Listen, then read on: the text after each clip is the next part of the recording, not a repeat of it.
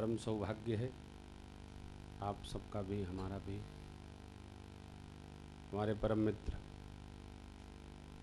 श्री प्रकाश चंद दुबे, बड़े भाई आदरणीय देवमणि जी दुबे, सभी अन्यतम सहयोगियों पंकज भैया, वीरेंद्र भैया के भाव सहयोग से और प्रकाश भैया हमारे सत्य संकल्प के परिणाम स्वरूप यह उत्सव इस स्वरूप को प्राप्त हुआ है। पहले वर्ष पूज्य गुरुदेव भगवान श्रीमद जगत गुरु रामानंदाचार्य पूज्य स्वामी श्री रामभद्राचार्य जी महाराज की कृपा प्राप्त हुई थी। उनकी आज्ञा से विगत वर्ष मैंने राम कथा सुनाई। मोबाइल एकदम बंद रखो, मोबाइल महत्वपूर्ण है तो कथा पंडाल से बाहर जाएं। यह संयोग है, सुयोग है। हमने प्रकाश भैया निर्णय लिया कि विभिन्न महापुरुषों को आशीर्वाद हेतु यहाँ चरणों में गिर करके लाएंगे और भगवत कथा की गंगा बहाएंगे। उसी क्रम में हमारे बाल सखा परम भागवत परम श्रद्धेय पूज्य स्वामी डॉक्टर राघवाचार्य जी महाराज ने इस वर्ष कृपा की है। ये हमारा भी सौभाग्य है कि हम भी इनके श्रीमुख से इस वर्ष भक्तमाल कथा का श्रवण करेंगे। डॉक्टर साहब की श्रीमद् वाल्मीकि रामायण पर, श्रीमद् भागवतम पर, अन्य महत्वपूर्ण ग्रंथों पर और भक्तमाल पर बड़ी अच्छी पकड़ है। लोग मुझे बहुत सुनते हैं और मैं इनको बहुत सुनता हूँ। ये मुझे भी सब कथाएं भाती नहीं है, मुझे नींद आने लगती है। ये मेरे जो साथी लोग हैं इनसे मैं पूछता रहता हूँ कि आपको थकान तो नहीं लगी? बोले नहीं महाराज श्री, बड़ा आनंद आ रहा है। तो जब ये थकते हैं तब हमको गाना पड़ता है, भजन करना पड़ता है। पूरे देश के हमारे अनन्यतम जितने भी श्रोता हैं जो संस्कार के माध्यम से इस कथा का रस पान कर रहे हैं, मैंने प्रार्थना पूर्वक यह निवेदन किया है कि डॉक्टर साहब आप घंटा 2 घंटा आप आशीर्वचन देंगे और उसके बाद मैं भी कुछ गा दूंगा, क्योंकि ये मर्यादा है, आवश्यक है कि हम भी आपके साथ बैठे हैं तो कुछ सुनाएं। भगवान कैलाश नाथ की करुणा है, श्री हनुमान जी महाराज की कृपा है और क्षीर सिंधुवासी भगवान श्री वैकुंठनाथ जी का सानिध्य है। हमारे आचार्य देवों का आशीर्वचन है। पूज्य पिताजी माताजी पधारे, यहाँ भी पूज्य पिताजी माताजी बैठे हैं। सबको बहुत बहुत वंदन प्रणाम। और जितने भी सुधीर श्रोता हैं पूरे देश के विदेश के, सबके हृदय में बैठे भगवान श्री राघव को प्रणाम करते हुए मैं व्यासपीठ घंटा 1.5 घंटा के लिए डॉक्टर साहब को समर्पित करता हूँ। इसके बाद मैं आपके साथ राम कथा गान करूँगा। तब तक भाव श्रद्धा से सुने। जय श्री राम, जय श्री राधे।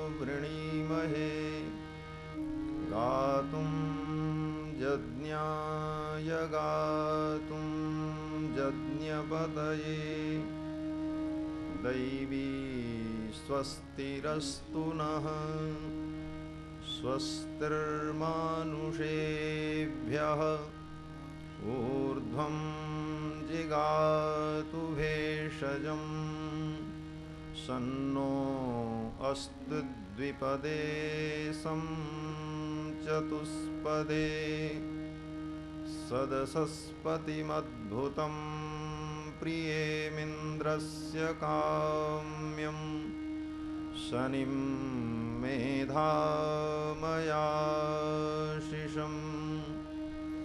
मेधां मे वरुणो ददातु मेधामग्निप्रजापतिः मेधामिन्द्रश्च वायुश्च मेधां धाता ददातु मे रामाय रामभद्राय रामचन्द्राय वेधसे रघुनाथाय नाथाय सीताया पतये नमः सच्चिदानन्दरूपाय विश्वोत्पत्त्यादिहेतवे तापत्रयविनाशाय श्रीकृष्णाय वयं नुमः प्रह्लाद नारद पराशर पुण्डरीक व्यासाम्बरीश शुक शौनक भीष्म दाल्भ्यान् रुक्माङ्गदार्जुन वसिष्ठ विभीषणादीन् पुण्यान् इमान् परमभागवतान् स्मरामि वाञ्छाकल्पतरुभ्यश्च कृपा सिन्धुभ्य एव च पतितानां पावनेभ्यो वैष्णवेभ्यो नमो नमः ज्ञानानन्दमयं देवं निर्मलस्फटिकाकृतिम् आधारं सर्वविद्यानां हयग्रीवमुपास्महे भक्तभक्तिभगवन्त गुरु चतुरनाम बपुएक इनके पद वंदन किए नासें विघ्नयनेक गिरा अरत जल बीच सम कहियत भिन्न न भिन्न बंदों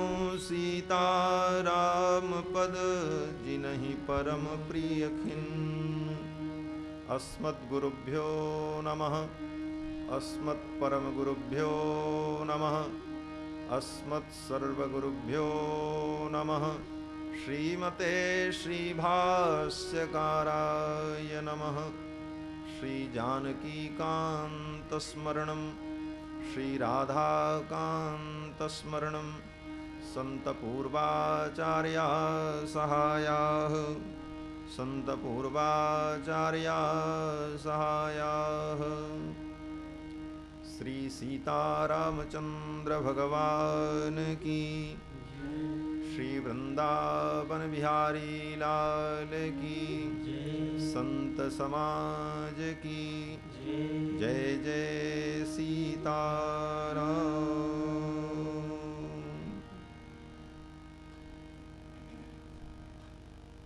भगवान के अनन्य भक्तों की पावन चर्चा प्रारंभ करने के पूर्व श्रोता के रूप में अपने हृदय में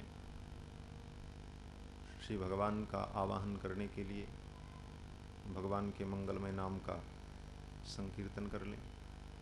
आगे भगवान के भक्तों की पावन चर्चा श्रवण की जाएगी। सीताराम सीताराम सीताराम जय सीताराम सीताराम सीताराम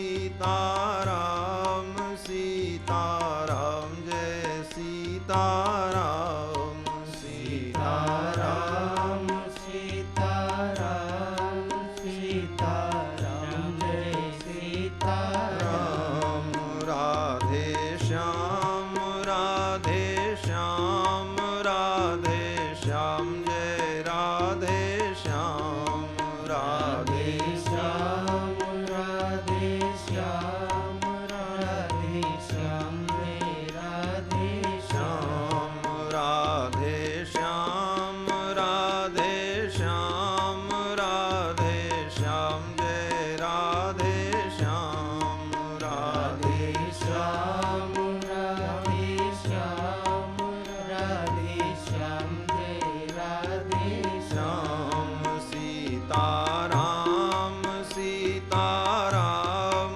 सीताराम जय सीताराम सीताराम सीताराम सीताराम जय सीताराम सीताराम सीताराम सीताराम सीताराम जय सीताराम सीताराम सीताराम सीताराम जय सीताराम श्री सीतारामचंद्र भगवान की जय श्री पूज्यपाद गोस्वामी तुलसीदास जी महाराज की जय पूज्य गोस्वामी श्री नाभादास जी महाराज की जय जय जय सीताराम।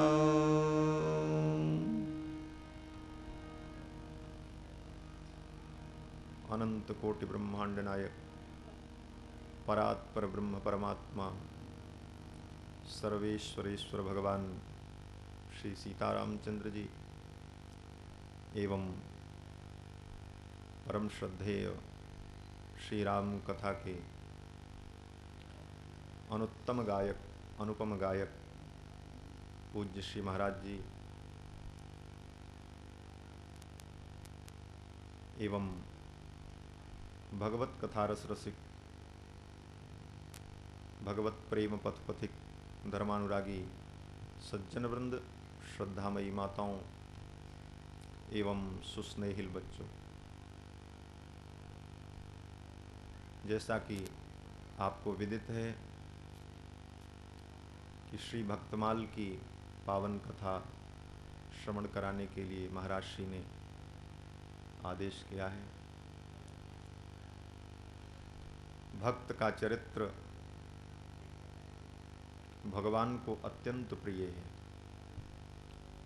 जिस तरह भगवान का चरित्र भक्तों को प्रिय है, उसी प्रकार से भक्तों का चरित्र भगवान को प्रिय है। भक्त बड़ी श्रद्धा से भगवान के चरित्र को सुनते हैं और भक्त के चरित्र को भगवान प्रेम पूर्वक श्रवण करते हैं। और एक विशेषता है कि भक्त का चरित्र सुनाया जाए तो भगवान का चरित्र जरूर आता है, और भगवान का चरित्र अगर श्रवण कराया जाए तो भक्त का चरित्र आ जाता है। भगवान और भक्त में इतना अभेद है कि जहां भगवान वहीं भक्त, जहां भक्त वहां भगवान। श्री नारद जी महाराज ने तो नारद भक्ति सूत्र में कह दिया, तस्मिन तज्जने भेदा भावात। तस्मिन उस परमात्मा में, तज्जने जो उसके भक्त हैं जन, भेद अभावात भेद का अभाव है, दोनों एक ही। तो भक्त का चरित्र भगवान को अत्यंत प्रिय है। जिस काल में परम पूज्य श्री गोस्वामी तुलसीदास जी महाराज ने अवतार लेकर भगवान श्री राम के पावन चरित्र का गान किया, जन जन के लिए सुलभ बनाया, उसी काल में, उन्हीं के समकाल में पूज्य श्री नाभादास जी महाराज बड़े विलक्षण संत हुए, जिनको गोस्वामी नाभादास जी महाराज के नाम से एवं श्री नारायण दास के नाम से भी लोग जानते हैं। श्री नाभादास जी महाराज ने भक्तों के चरित्र को लिखा। इनके द्वारा रचित ग्रंथ श्री भक्तमाल है, जिसमें 214 छंद हैं। 56 छंद एवं दोहे में श्री नाभादास जी महाराज ने भगवान के चरित्र का वर्णन किया है। इनको इनके पूज्य गुरुदेव ने आज्ञा प्रदान की कि आप भक्तों के चरित्र का गान करो। अग्रदेव आज्ञादयी संतन को जस गाव। अग्रदेव जी ने, इनके पूज्य गुरुदेव श्री अग्रदेवदास जी महाराज ने आज्ञा दी कि संतों के चरित्र का गान करो। अग्रदेव आज्ञादयी संतन को जस गाओ, भव सागर के तरन को नाहिन और उपाओ। भव सागर से अगर पार जाना है तो संतों के चरित्र का गान करो। भक्ति के सिद्धांत में भगवान का शेष होना ये महत्वपूर्ण है। हम भगवान के शेष हैं, ये भाव हृदय में दृढ़ हो जाए, ये भक्ति की उच्च दशा है। शेष का अर्थ हम भगवान के दास हैं। शेष का अर्थ होता है यथेष्ट विनियोगार्हत्व। जो परमात्मा की इच्छा के अनुकूल विनियोग के योग्य हो, उस जीव को शेष कहते हैं। अर्थात हमारी कोई इच्छा नहीं, हमारी कोई स्वतंत्र कामना नहीं, हम सर्वथा भगवान के अधीन हैं, ऐसा अनुभव करना भगवत शेषत्व है। और भगवत शेषत्व की पराकाष्ठा है भागवत शेषत्व। हम भगवान के भक्तों के शेष हैं, हम भगवान के भक्तों के अधीन हैं, ये भाव हृदय में दृढ़ हो जाए तो सर्वोत्तम भक्ति है, भक्ति की परम उच्च दशा है, भागवत शेषत्व। इसीलिए श्री नाभादास जी महाराज ने ग्रंथ के मंगलाचरण में भगवान के भक्तों का ही स्मरण किया, भक्तों का ही चरित्र और भक्तों को ही प्रणाम करते हुए उन्हीं के द्वारा मंगल कामना की। भक्त भक्ति भगवंत गुरु चतुर नाम बपु एक, इनके पद बंदन किए नासहि विघ्न अनेक। भगवान की भक्ति और भगवान और गुरु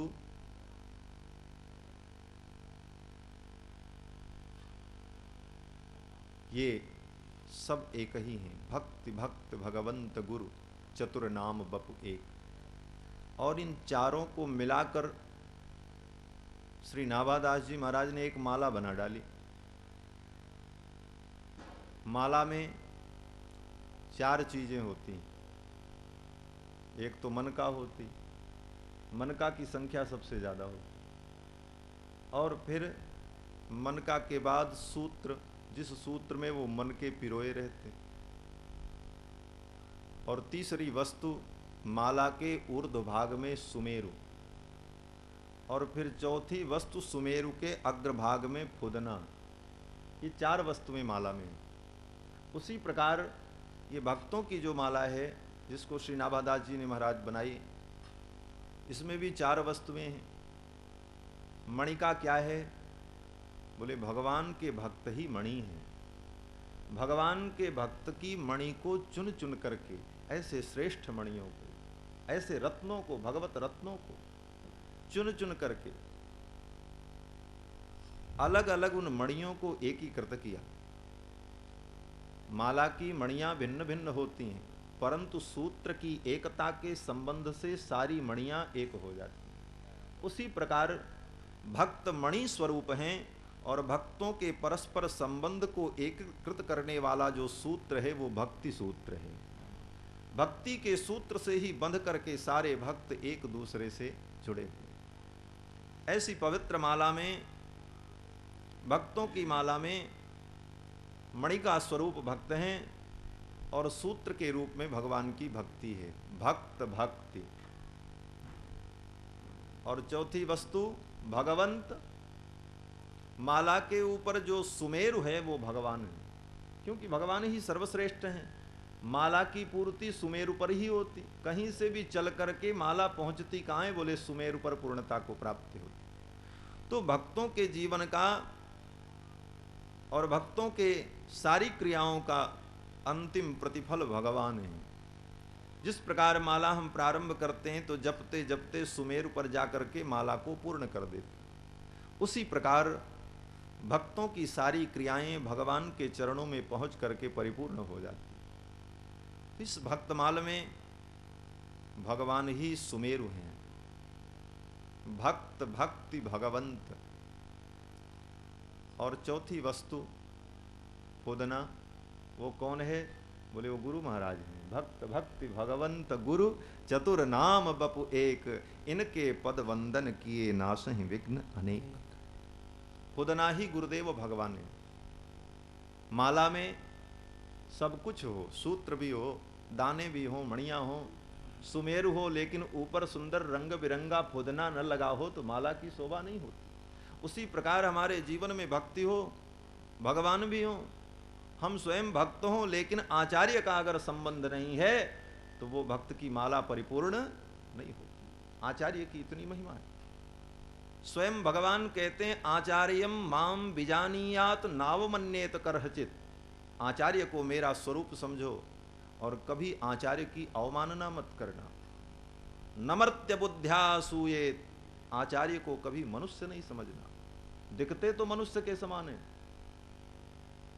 लेकिन उनके अंदर जो आचार्य तत्व है वो भगवत स्वरूप है, भगवान का स्वरूप। स्वयं भगवान ने ये आज्ञा दी है श्रीमद् भागवत महापुराण में उद्धव जी को उपदेश करते हुए कि आचार्यम माम बिजानीयात नावमन्येत करहचित नमर्त्य बुद्ध्यासूयेत सर्वदेवमयो गुरु।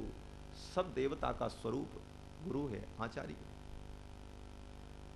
इसलिए आचार्य को इस भक्तमाल में पुदना का उपमान दिया गया है।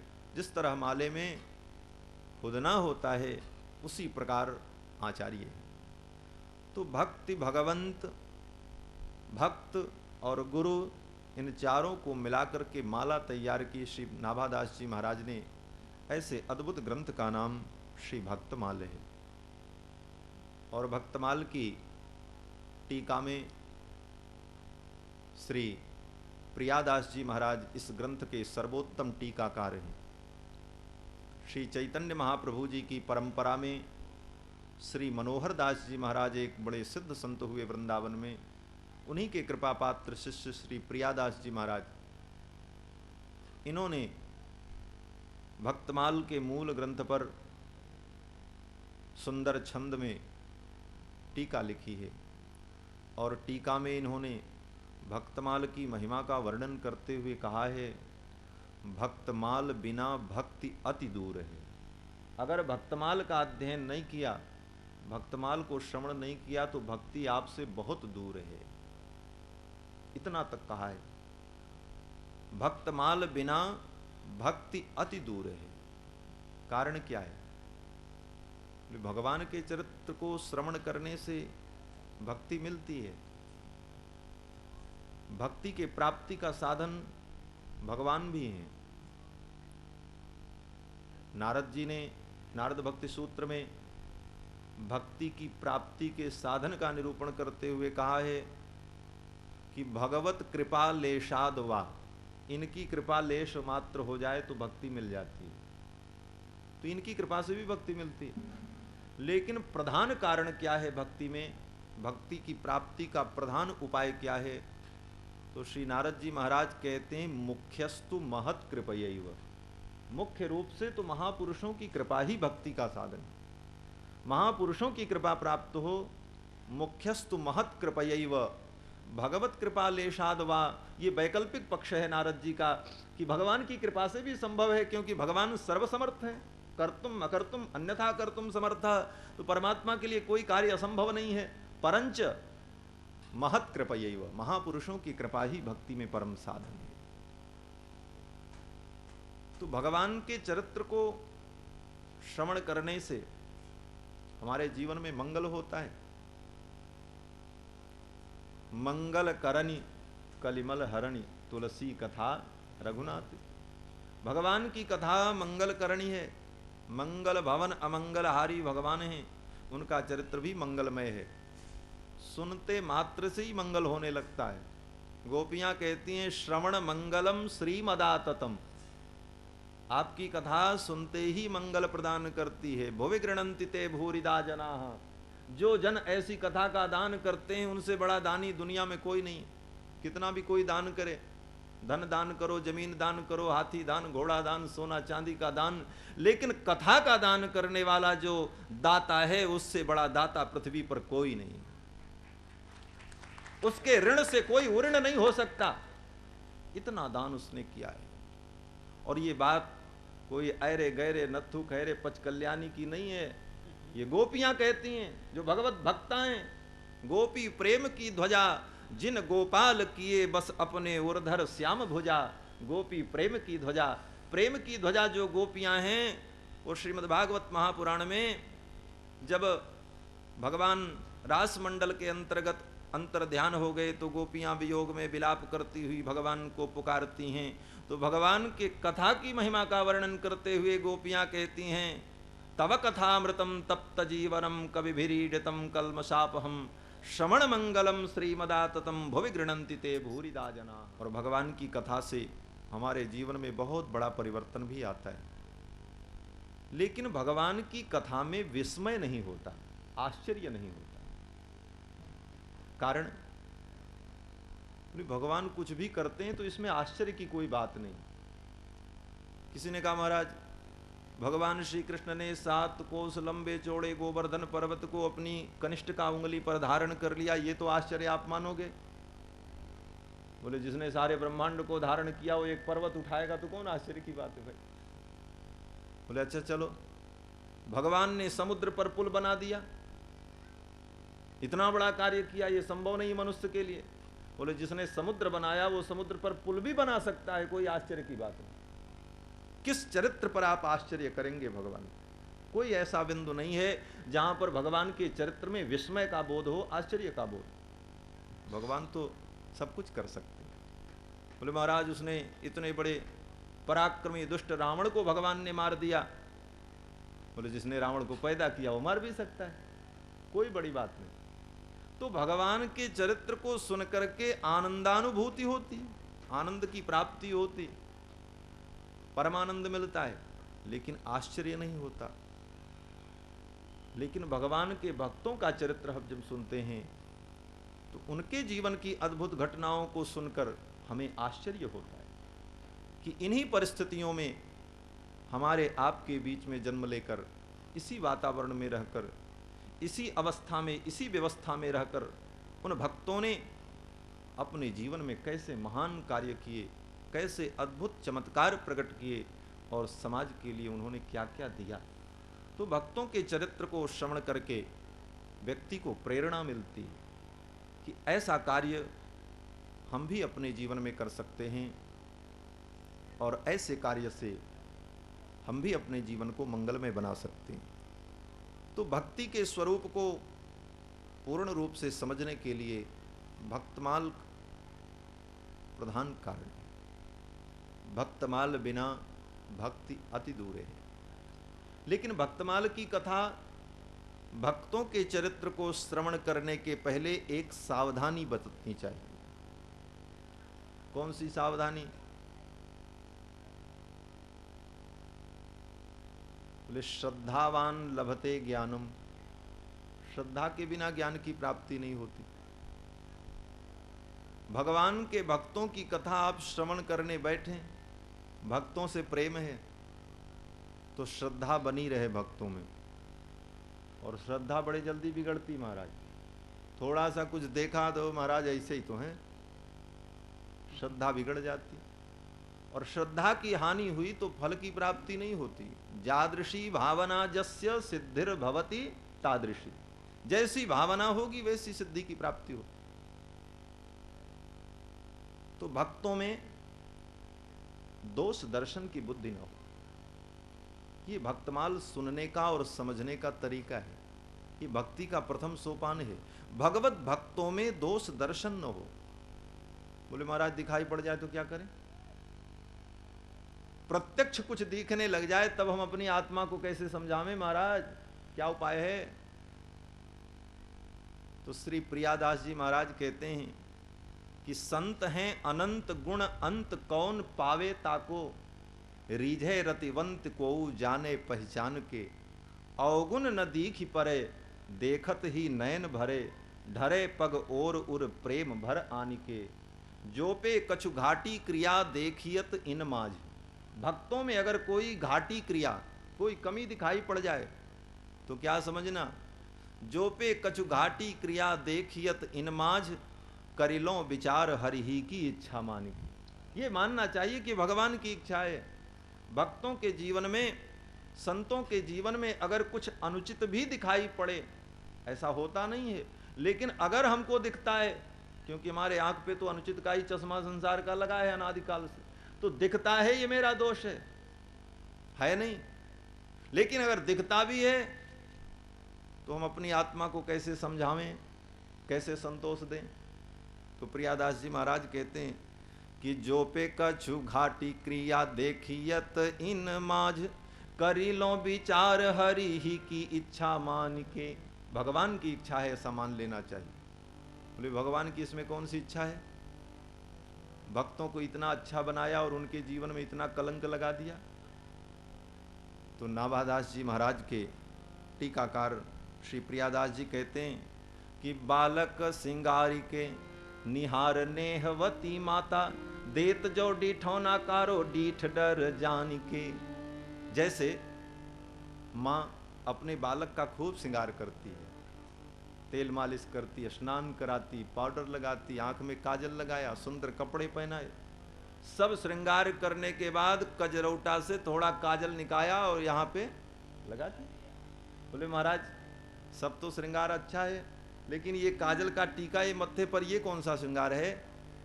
बोले सारे श्रृंगार की सुरक्षा का ये श्रृंगार है। ये लगा रहेगा तो सारे श्रृंगार सुरक्षित रहेंगे, कि सारे श्रृंगार पर किसी की दुष्ट की नजर न लग जाए।